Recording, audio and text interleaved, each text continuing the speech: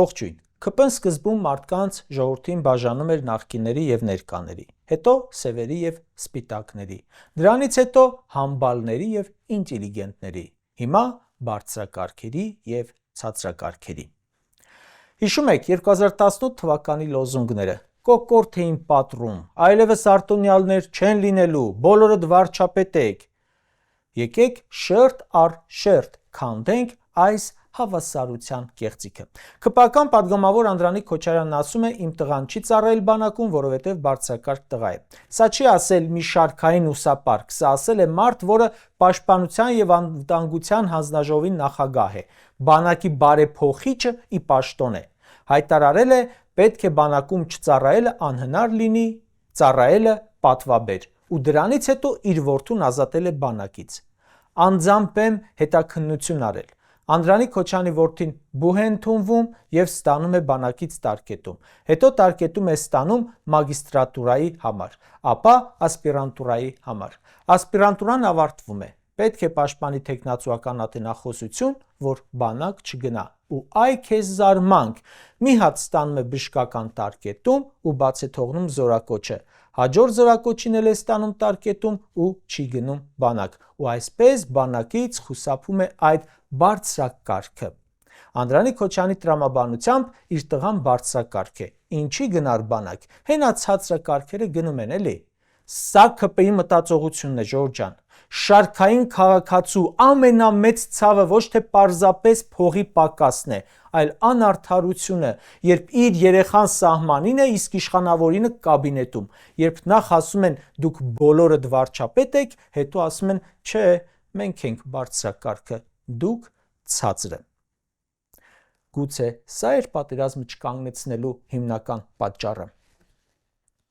Որովհետև ՔՊ-ի տրամաբանությամբ պատերազմողները բարձրակարգ մարդիկ չէին։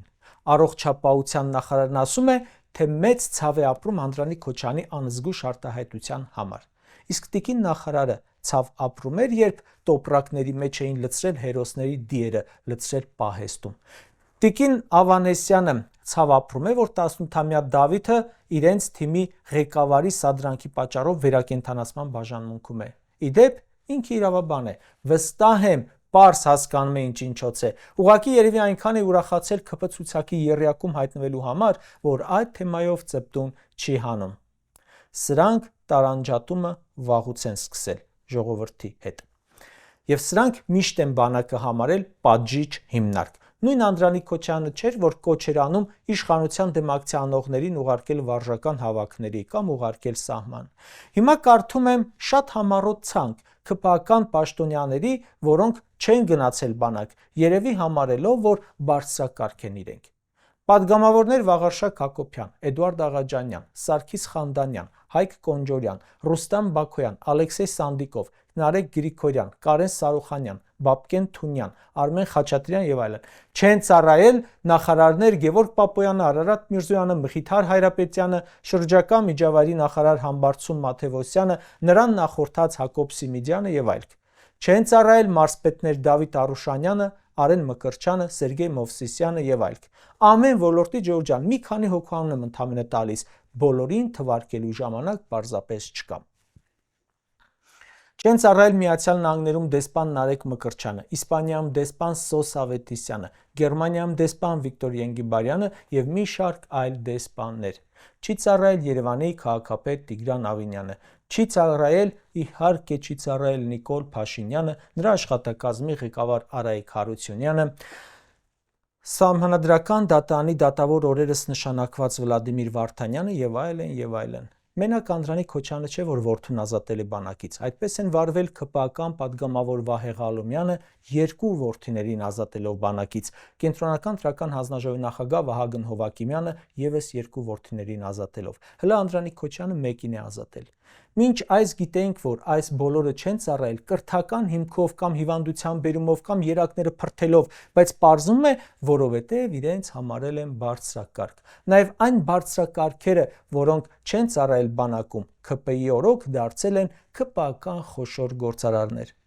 Ովքեր են մասնակցում ու շահում պետական գնումները, Ժորժ ջան, հաճախ մեկ անձից։ ԿՊԱ-կան падգամավորների ընտանիքի անդամներ, նախարարների ընտանիքի անդամներ, ավագանիներ, նրանց ընտանիքի անդամներ, քաղաքապետի բարեկամ, քեռի, քաղաքապետի սկեսուր, ամուսին, եղբայրներ եւ այլն։ Այս պահին կարող եմ տալ մոտավորապես 170 անուն, ժամանակը թույլ չի տալիս անվանական նշելու, մի օր կանդրադառնամ անպայման, թե ինչպես են հեղափոխական ուսապարկերն ու ազգուտակը հանկարծ դարձել խոշոր ու արտոնյալ բիզնեսմեններ։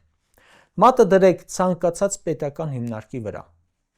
ԿՊԱ-կանների հարազատներն են, բարեկամները, ազգուտակը, դուք գումար եք ծախսել, կրթվել եք, դարձել եք մասնագետ, բայց աշխատում եք ուրիշ ոլորտում, ուր պատահի, ոչ ձեր մասնագիտությամբ, որովհետև թերի կրթություն ունեցող, իսկ շատ դեպքերում էլ բարձրագույն կրթություն չունեցող շատ ԿՊԱ-կաններ ու նրանց հարազատները լցվել են պետական կառավարման համակարգ, վարչապետից մինչև падգամավոր ու պոակի պետ։ Արդեն ԿՊԱ-կան իշխանությունը պահանջում է իր ԽԾԲ-ին տեղավորել տարբեր խոշոր մասնավոր հիմնարկներում, հեծ, հանքեր եւ այլն։ ԽԾԲ համակարգը հասցրել են սրանք կատարելության, ու այստեղ այնքան անուններ կան, որ վստահեցնում եմ 10 հաղորդում էլ կարդամ վերջ չունի։ Նախարարությունում ու պոակներում ժողով են անում, նայում ես նույն ընտանիքի անդամներն ու բարեկամները նստած այդ սեղանի շուրջ։ Եվ քանի որ արտոնյալ են, բարձրակարգ են, ուրեմն պետք է եւ վարձատրվեն արտոնյալ։ Նայեք ԿՊԱ-կանների պարգևավճարները, շարքային աշխատողը, որ ստանում է 150,000 դրամ աշխատավարձ, ստանում է 30,000 դրամ պարգևավճար, իսկ նախարարը, որ ստանում է 1.5 միլիոն աշխատավարձ, ստացել է մոտ 9 միլիոն պարգևավճար։ Մի քանի օր առաջ հրապարակեցին գլխավոր քարտուղարներին բաժանած միլիոնները։ Բա պետք է նաև ստացած փողով երևա, որ իրենք բարձրակարգ են։ Ու ԿՊ-ն գուցե մտածի այս ամենի համար, եթե ժողովուրդը վատ չի զգում, Անդրանիկ Քոչարյանի անկեղծ պորտկումից ինչու է վատ զգում։ Ձեզ ասեմ, որ ԿՊԱ-կաններն ու նրանց հարազատները նաև հանցավորության մեջ են բարձրակարգ։ Հələ մի հատ նայեք ինչքան հանցագործություններ կան, որոնց խառն են ԿՊԱ-կան պաշտոնյաները, թաղապետից մինչև падգամավոր ու վարչապետ, նրանց հարազատ բարեկամ ընկերները, ու վրա չի հասնում պատիժ, ու կտեսնեք, որ այստեղ են արտոնյալ։ Կարճ ասած, սրանք եկան ժողովրդի ծառայի համեստ դիմակով։ Բայց զարմանալի արագությամբ ու չտեսնված ցինիզմով ստեղծեցին գերարտոնյալ, ժողովրդին նվաստացնող, պետական բյուջեն լափող, իրենց բացառիկ համարող մեր նորագույն պատմության ամենացինիկ արտոնյալ կաստան։ Այսօր Հայաստանում հավասարություն կա միայն մեկ հարցում՝ ժողովուրդը հավասարապես տուժում է այս բարձրակարգերի կայացրած որոշումներից ու վճարում նրանց ճոխ կյանքի գինը, փակում ապաշնոր կառավարման պարտքերը ու ապրում է տագնապով։ Ժորժ ջան, սա իդեպ մեր արտաքին ձախողումների, սահմանային զիջումների, մեզ հասած ողբերգությունների գլխավոր պատճառներից է։